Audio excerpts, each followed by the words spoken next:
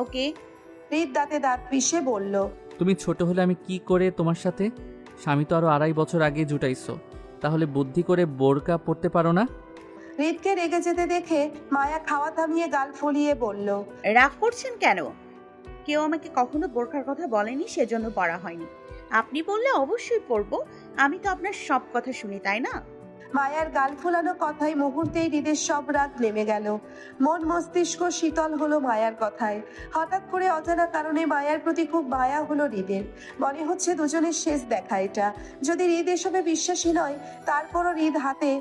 বাড়িয়ে তারপরও হৃদ হাত বাড়িয়ে মায়ার মাথায় হাত রাখলো পরম স্রোতে, পরম যত্নে। পরপর মায়ার মাথায় হাত বুলিয়ে বলল। আমার হয়ে থাকবে তো সারা জীবন? মায়া মিহি গলায় উত্তর করলো তক্ষুনি, বলল। আমি তো আপনারই। আমি না থাকলেও আমার হয়ে থাকবে তো? হৃদের কথাটা মায়া পছন্দ হয়নি। হৃদ ছাড়া মায়ের অস্তিত্ব শূন্য। তাই মায়া কেমন জেদি সুরে উত্তরে বলল। আপনি না থাকলে আমিও নেই। আপনি আছেন বলেই আমি আছি। আপনি আমাকে ছাড়া কোথাও যাবেন না। আমি থাকতে পারবো না। মায়ার কথায় হৃদের মন শান্ত হলো।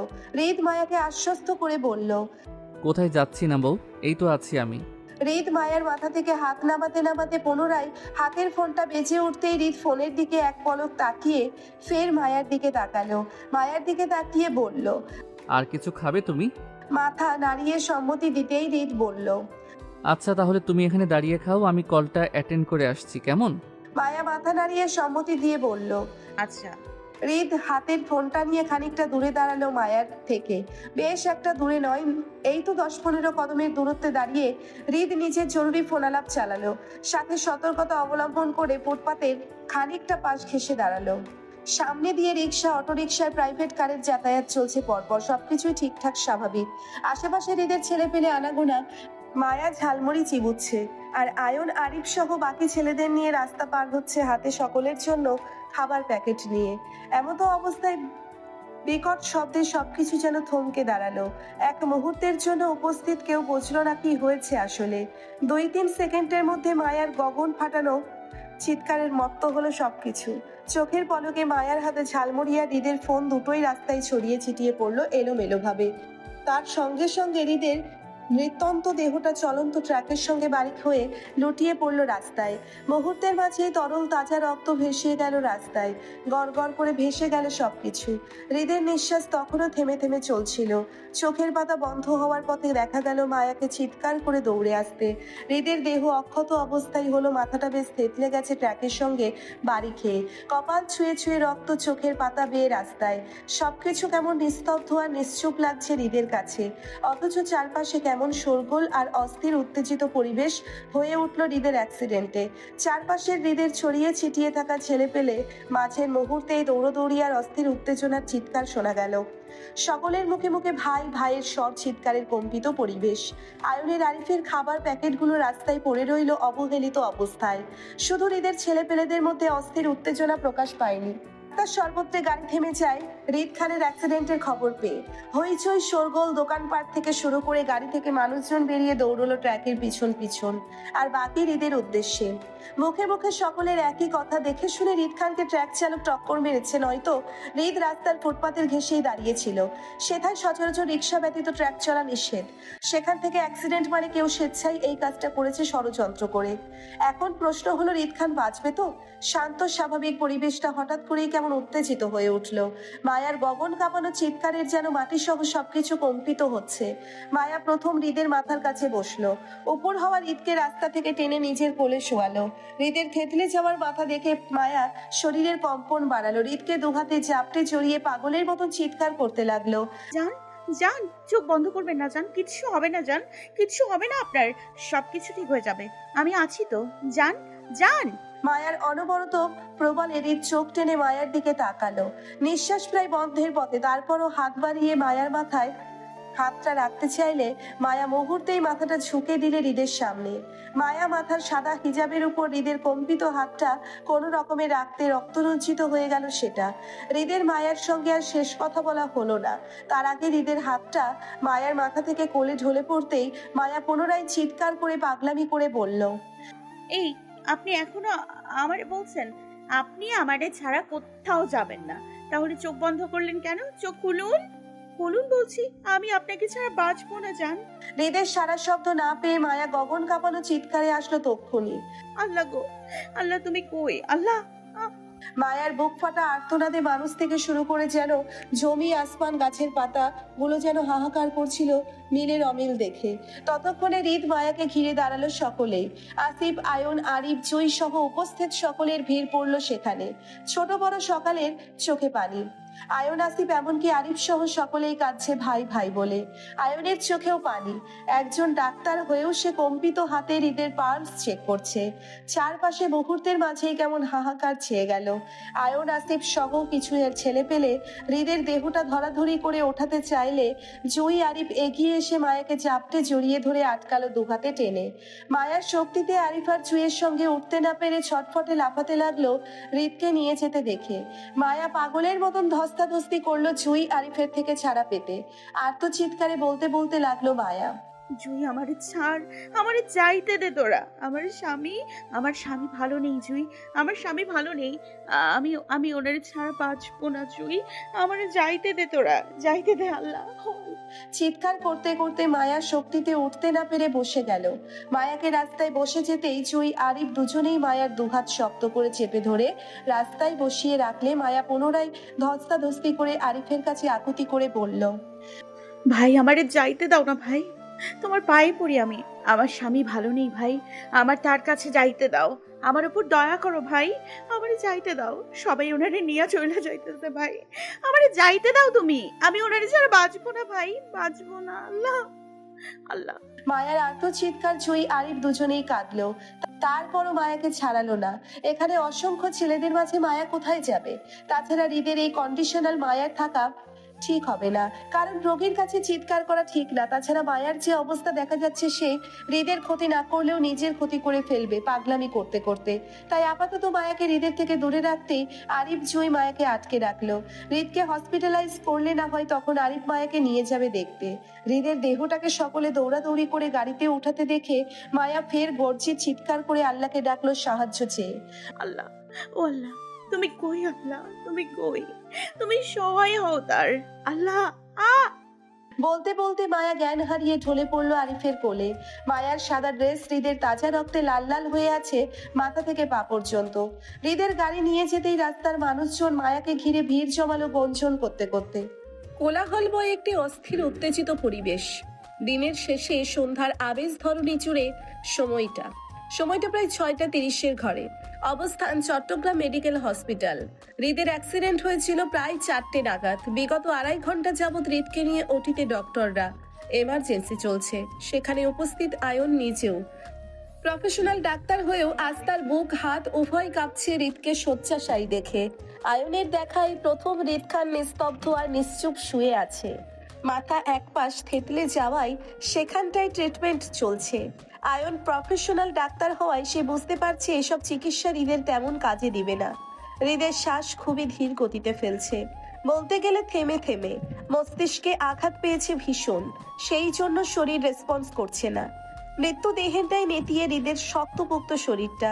রিপোর্টে এসেছে অ্যাক্সিডেন্টের ফেলে হৃদের মস্তিষ্কে রক্তক্ষরণ হয়েছে বেশ, যার জন্য হৃদের নাক কান উভয় পথে রক্ত ঝরেছে। মস্তিষ্কে রক্ত জমাট বাঁধার কারণ এটা হৃদকে কোমায় নিয়ে যাওয়ার চান্স বেশি। আয়নের দুচোখ সিক্ত হলো নোনা জল। সে ইতিমধ্যেই হৃদের সকল রিপোর্ট দেখছে।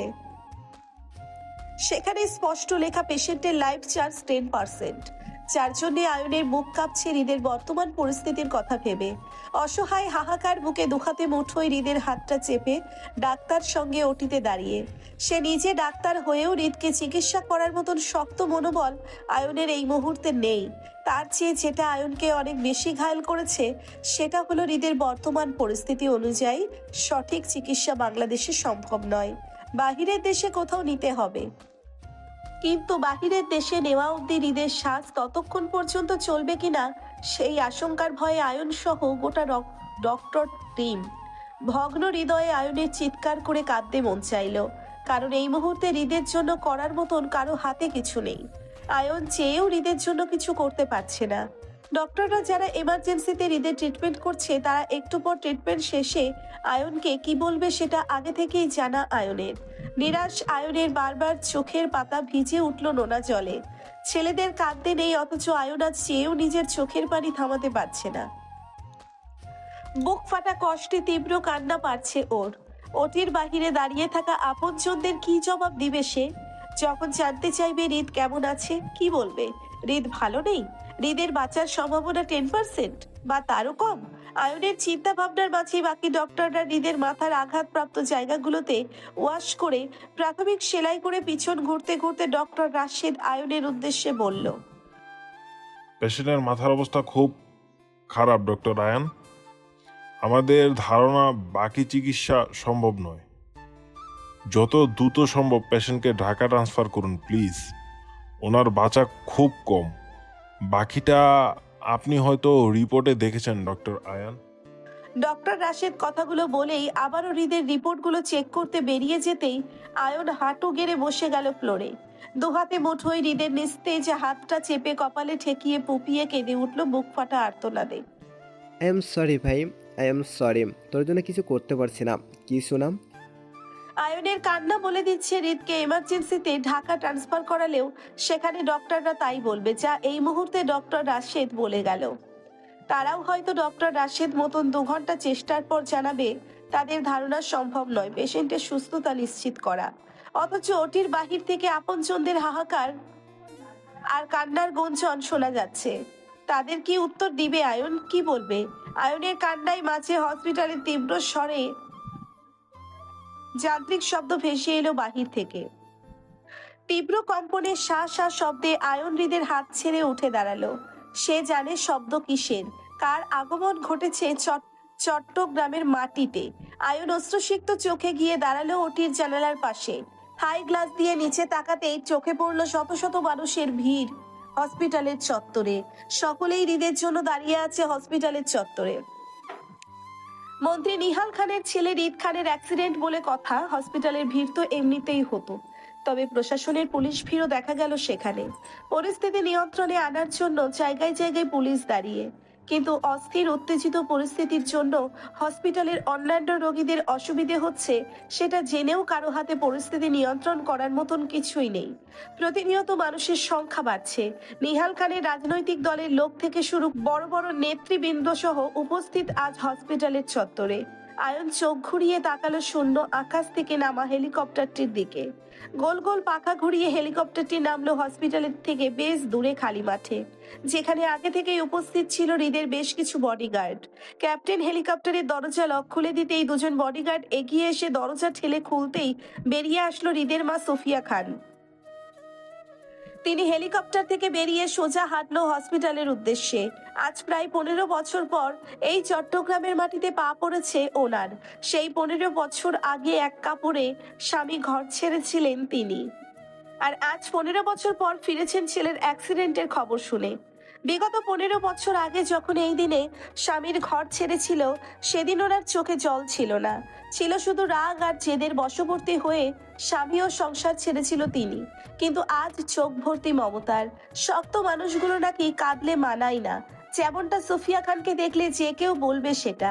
আজ অব্দি কখনো কেউ সুফিয়া খানকে কাঁদতে দেখেছে কিনা জানে না। নিহাল খান নিজেও হয়তো কখনো নিজের বউকে কাঁদতে দেখেনি। এমনকি সুফিয়া খানের বাবা মারা যাওয়ার সময়কালেও তিনি দেখেনি সুফিয়া খান কাঁদতে। অথচ আজ ওনার চোখের পাতা সহ লাল হয়ে ফুলে আছে অতিরিক্ত কান্নার ফলে। শক্ত মানুষগুলো কাঁদলে শব্দ হয় না, নিশ্চুপে শুধু চোখে জলই ঝরে যায়। এই মুহূর্তে সুফিয়া খানের চোয়াল শক্ত হয়ে আছে অতিরিক্ত রাগে, অথচ চোখ সহ গাল অনবরত ভিজে উঠছে কান্নায়। সুফিয়া খান হসপিটালের করিডোরে পা রাখতেই আপনজনের কান্নার শব্দ ভেসে এলো কানে। হৃদের 3 ফুপির 2 ফুপিও ওনাদের স্বামী সন্তানেরা সকলেই উপস্থিত হসপিটালে। আয়নের বাবা মা বাদে। ওনারা লন্ডনের বাসিন্দা, সেজন্য আজ এই মুহূর্তে এখানে নেই। তবে শশী ও তার বাবা মা 2জন অশ্রুসিক্ত চোখে খানবাড়ির সকলের সাথে দাঁড়িয়ে। বলতে গেলে খানবাড়ির হাতে গোনা কয়েকজন কর্মচারী বাদে সকলেই উপস্থিত হসপিটালে হৃদের খবর জানতে। সোফিয়া খান পরিচিত মানুষের মুখ সেই নিচ তলা হতে 3য় ফ্লোরে ওঠা অবধি দেখে ফেলছে। সকালের দৃষ্টি সকলের দৃষ্টি কেন্দ্রবিন্দু ছিল হৃদের মা সুফিয়া খান। হসপিটালের করিডোরের পরিচিত অপরিচিত অসংখ্য মানুষের ভিড় জমে থাকায় হাঁটা রাস্তা নেই, তবে সুফিয়া খানের আগমন সকলেই করিডোরে প্রবাসী হয়ে দাঁড়ালো রাস্তা করে। অপারেশন থিয়েটার সম্মুখে মাথা ঝুঁকে ফ্লোরে বসেছিল নিহাল খান। হঠাৎ পায়ের খটখট শব্দে সামনে তাকাতেই চোখে পড়ল একটি প্রিয় মুখ। নিস্তব্ধ নিশ্চুপ পলকে তিনি সেই দিকেই তাকিয়ে রইল তেজে ফেটে আসা রাগান্বিত মহিলাটির দিকে। অতি আপনজনের অতি প্রিয় একটি সুখ নিহাল খানের। অথচ আজ কতটা বছর পর সামনে থেকে দেখা পেল তিনি। নিহাল খানকে একইভাবে তাকিয়ে থাকতে দেখে প্রথম রাদীপ, পরে সকলেই তাকালো সুফিয়া খানের দিকে। সুফিয়া খানকে দেখে অভি আবেগ ভালোবাসা দেখিয়ে শশীর মা এগিয়ে এসে জড়িয়ে ধরতে চাইলে সুফিয়া খান হাতের ইশারায় বাধা দিয়ে সামনে হাঁটালো। উপস্থিত সবাইকে এড়িয়ে মুখোমুখি হলো ডক্টরের সঙ্গে। ডক্টর রাশেদ সবেমাত্র ওটি থেকে বেরিয়েছিল সবার সঙ্গে কথা বলবে বলে, কিন্তু তার আগেই মুখোমুখি হলো সুফিয়া খান। ডক্টর রাশেদ কিছু বলবে তার আগেই অস্থির উত্তেজিত ব্যাকুলতায় প্রশ্ন করলো সুফিয়া খান। ডক্টর, আমার ছেলের কি অবস্থা? ওকে দেখতে পাবো একটু? সুফিয়া খানের সম্পর্কে বেশ ধারণা ছিল না ডক্টর রাশেদের। তিনি মন্ত্রী নিহাল খানকে চিনলেও ওনার বউ হিসেবে সুফিয়া খানকে চেনেন না, আর না কখনো দেখেছে। ডক্টর রাশেদ সুফিয়া খানের কথায় উত্তর করলো না। মেয়ে মানুষ বলে তিনি সরাসরি কোনো পুরুষের সাথে কথা বলতে চায়, বিশেষ করে হৃদের বাবা নিহাল খানের সঙ্গে। সেই জন্য তিনি আশেপাশে মাথা ঘুরিয়ে নিহাল খানের খোঁজ করলো হৃদের কন্ডিশন জানাতে। পেয়েও গেল নিচে ফ্লোরে বসা নিরুপায় বিধ্বস্ত নিহাল খানকে। ডক্টর রাশেদ সুফিয়া খানকে এড়িয়ে নিহাল খানের দিকে ঘুরে বলতে চাইলো, স্যার, পেশেন্টের কন্ডিশন স্টেবল না, প্রচুর রক্তপাত হচ্ছে মাথা থেকে। ডক্টর রাশেদ বাকি কথা শেষ করার আগেই সুফিয়া খান অস্থির উত্তেজিত ভঙ্গিতে ডক্টরের উদ্দেশ্যে বলল, আমাকে বলুন যা বলার। পেশেন্টের অবস্থা সম্পর্কে আমাকে জানান। আমি গার্ডিয়ান পেশেন্টের। সুফিয়া খানকে না চেনায় এবারও ডক্টর রাশেদ সুফিয়া খানকে অপেক্ষা করে পুনরায় ঘুরে গেল নিহাল খানের দিকে। যেখানে স্বয়ং মন্ত্রী নিহাল খান দাঁড়িয়ে আছে, সেখানে অন্য কারোর সাথে কথা বলার প্রয়োজন মনে করলো না ডক্টর রাশেদ। ততক্ষণে নিহাল খানও বসা থেকে উঠে দাঁড়িয়েছিল ডক্টরের সঙ্গে কথা বলতে। ওনার চোখ মুখ ফুলে আছে অতিরিক্ত কান্নায়। উপস্থিত সকলের চোখে ছিল না পানি। ডক্টর রাশেদ নিহাল খানের উদ্দেশ্যে আবারও বলতে চাইল, স্যার, ডক্টর রাশেদ বাকি কথা শেষ করার আগেই শক্ত হাতে ওনার কলার চেপে ধরলো। সুফিয়া খান গর্জে ওঠার মতন রাগে তীর তীর মেজাজে বলল, আমাকে চোখে পড়ে না? আমি কথা বলছি, কানে যায় না? কয় টাকার ডাক্তার তুই? আমাকে উপেক্ষা করিস, সাহস দেখাস? আমাকে চিনিস? সুফিয়া খানকে খেপে যেতে দেখে তৎক্ষণাৎ এগিয়ে আসলো রাদীপ, আসিফ আর হেনা খান। আসিফ সুফিয়া খানকে টাচ না করলেও রাদীপ নিজের মাকে শান্ত করার জন্য হাত টানলো পরিস্থিতি সামাল দিতে। ভাঙা গলায় ডক্টর রাশেদের উদ্দেশ্যে বলল, উনি আমাদের মা ডক্টর, যা বলার আম্মুকে বলুন, আমরা শুনবো। সুফিয়া খানের বগল থাবায় যতটা না ভয় পেয়েছিল, এখন আসল পরিচয় পেয়ে ভিতরকার ভয়টা আরো বেড়ে গেল ডক্টর রাশেদের। তিনি এবার সুফিয়া খানকে বলতে লাগলো, আসলে পেশেন্টের মাথায় গুরুতর আঘাত পেয়েছে। মাথার বাম পাশটা পুরো থেতলে যাওয়ার কারণে পেশেন্টের মস্তিষ্কে রক্ত উঠে গেছে, যার জন্য পেশেন্টের লাইফ চান্স 10%।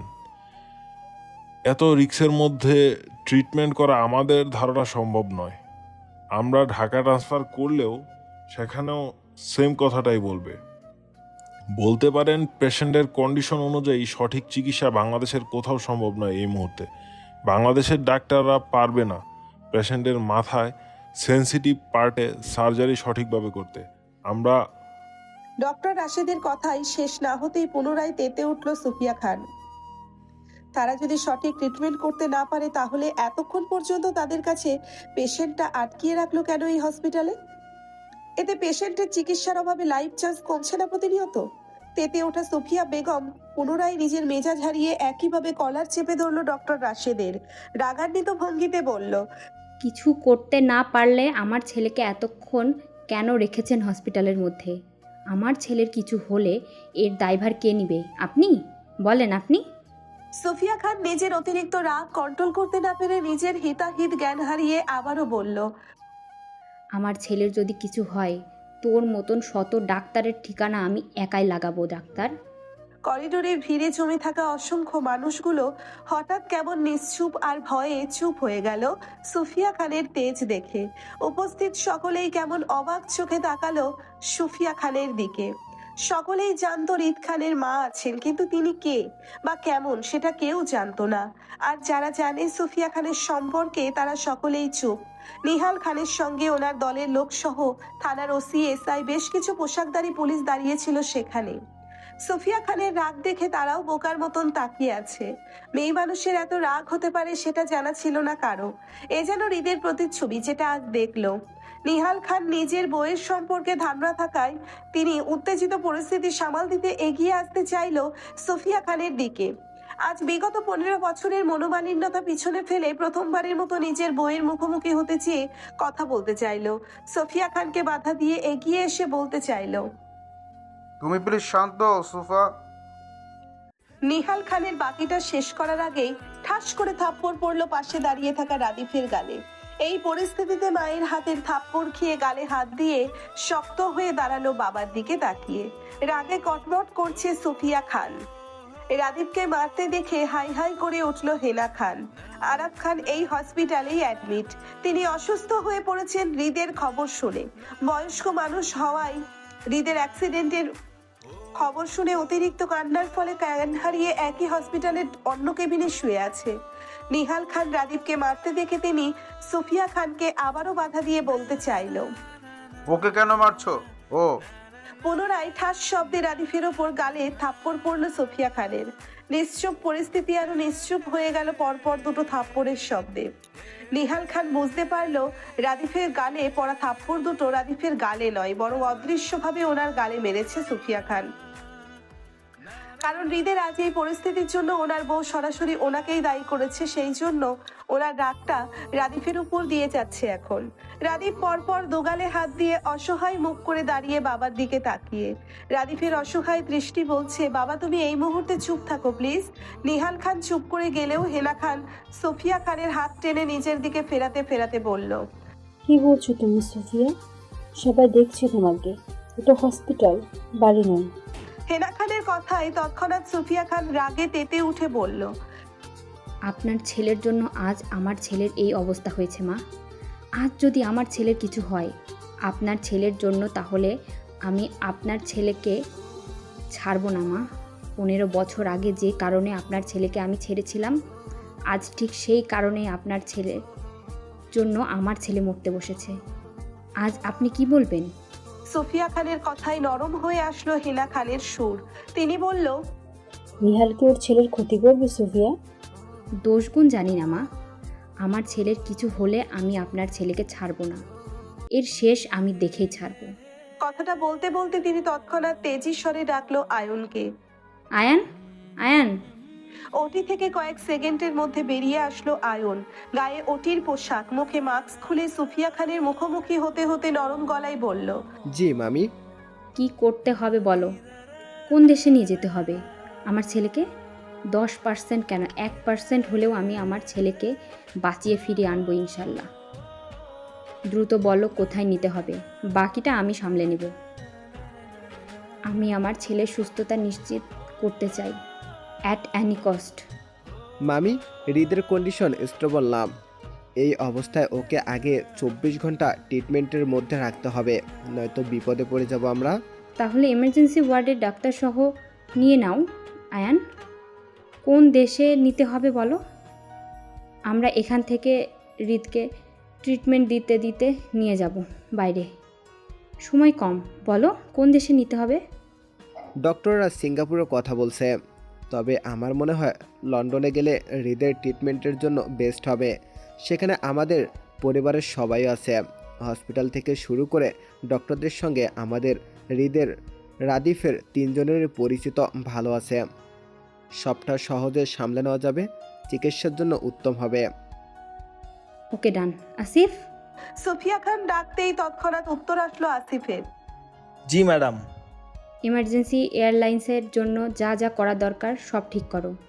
দরকার হলে পুরো ফ্লাইং জেট বুক করো। আজ রাতের মধ্যে লন্ডন যেতে হবে। জি ম্যাডাম, সব কিছু ঠিক হয়ে যাবে।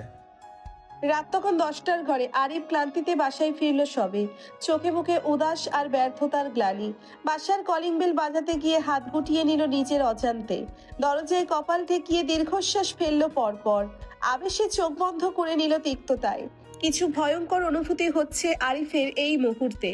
সময়টা কোথা থেকে কোথায় এনে দাঁড় করালো। দরজার ওপাশে আদরের ছোট বোন বেহুশ অবস্থায় পড়ে, আর দরজার এপাশে আরিফ অপরাধীর ন্যায় দাঁড়িয়ে।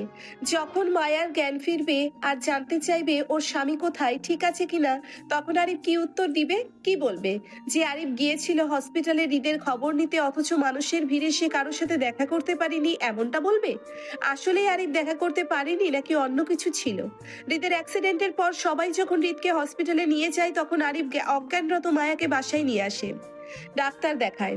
মায়ার হুঁশে ফেরার অপেক্ষা করে। একবার মায়া হুঁশে ফিরে আসলে তখন মায়াকে বুঝিয়ে শুনিয়ে হসপিটালে যাবে, এমনটা আরিফের চিন্তা ভাবনা ছিল। সেই জন্য ডাক্তার দেখিয়ে মায়ার হুঁশে ফেরার অপেক্ষা পর্যন্ত করেছিল আরিফ।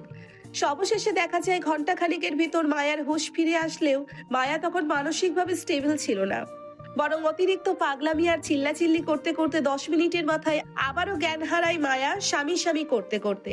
মায়ার অবস্থা দেখে আরিফ আবারও ডাক্তার ডাকলো। ডাক্তারের পরামর্শ অনুযায়ী মায়ার ব্রেন শান্ত রাখার জন্য ঘুমের ইনজেকশন দিল মায়াকে।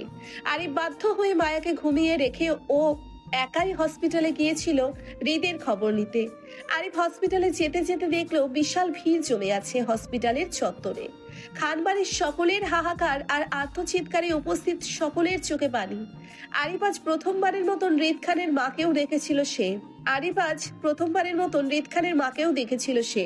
সে কি দারুণ তেজ মহিলার, এমন শক্ত পার্সোনালিটির মহিলা আরিফের দেখাই প্রথম ছিল সুফিয়া খান। চোখের পলকে ছেলেকে ঢাকা ট্রান্সফার করান, কারণ কারো কোনো কথা বা কাউকে ফিরতেও দেয়নি ছেলের আশেপাশে। হসপিটালের আরিফ ছিল তৃতীয় পক্ষ।